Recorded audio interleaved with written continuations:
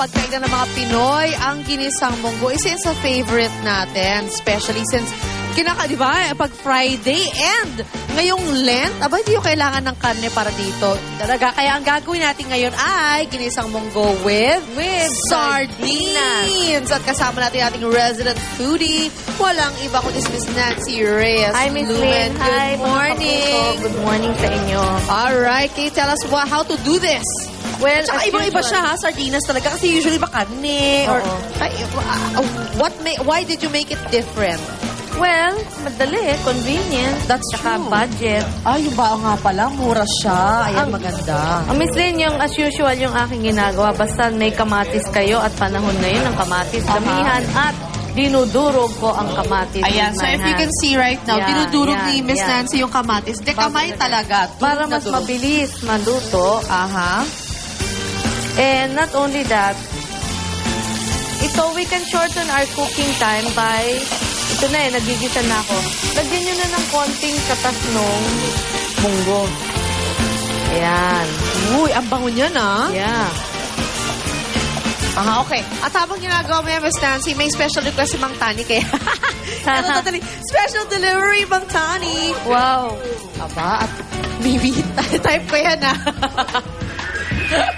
Bitinda ako. Anyway, so we Ayan, okay na tayo. Ginigisa na natin. Yeah, dapat beforehand, napakuluan nyo na yung munggo. Okay. Which is very rich in calcium. Pero pag may uric acid ka, di ba, hindi pwedeng maganyan. Medyo. Or bawas-bawasin. Or paminsan-minsan lang dapat. Or uminom ka na maraming tubig. That's true, para bumaba ka agad. Yan. So, ito na siya. Ngayon, kung hindi nyo pa naboboil yung munggo with the chicken stock, pwede na kayo maglagay ng isang chicken cube.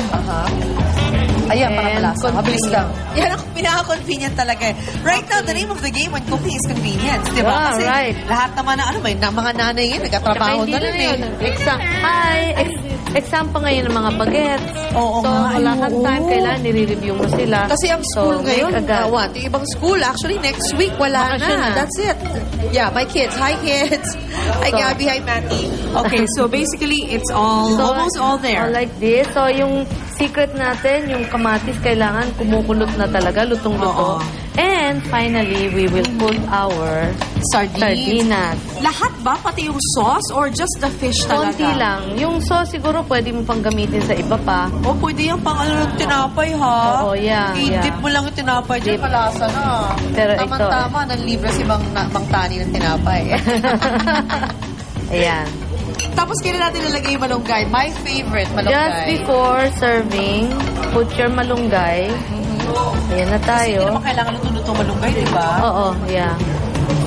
That's very healthy talaga. This is very healthy. Yan, kumukulo na siya. So, I will put, ready na tayo ba? Ready na Gutom tayo. na yung customers mo? Yes, sa mga customers ko ay pinag-aantay. Okay, ito na, May tip na nga ako nakantay na sa bulsa nila.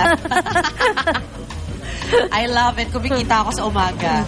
Tip, bilang waitress ng Salakay Gang. Ayan, damihan nyo na lang yung malunggay kasi vitamin C yan. Vitamin Napaka-healthy C for the kids and for you. Yeah, hindi lang alam mo, Miss Lynn, malunggay also has protein. And so do the beans. Mongo beans also has proteins. Kaya, minsan kahit wala ka nang ilagay na fish or sardinas or anything na karne, okay na siya. Pwede na siya. Ayan, ang sarap. I love malunggay. Yung mga taga-Quiapo dyan. Kasi ito, national dish ng Quiapo. Talaga? Pag Friday. I didn't know that. Sila talaga yung nag-tradition ito. Mga taga-Quiapo dyan. Ito na po ang inyong munggo. Pwede ba natin lagay buo na lahat Lagay na. Miss Nancy? Okay, lagay na. Ayan. Mas Sarap. masustansya, mas maraming masustansya. Ang maganda ba dyan? Libre ang malunggay sa kanto. Makakahanap ka na yan. Sa labas ang GMA may malunggay na. Just pick it and cook it. That's it. You can eat it. Okay, here we go. Ito na. Lahat ng sardinas Lahat ilagay na para nilagay talaga na. masustansya at masarap. Okay. There you go. Ayan na. Ang ating ginisang munggo For Friday. with sardines for Friday. Para na rin sa Lent. Para handa na kayo for Lent. There you go. Every Friday, that's your sacrifice. Sarap. Maraming salamat, Miss Nancy. Thank you din, Miss Thank Lynn. you. Yeah. I love seeing a lot of greens talaga. It's just so nice makita.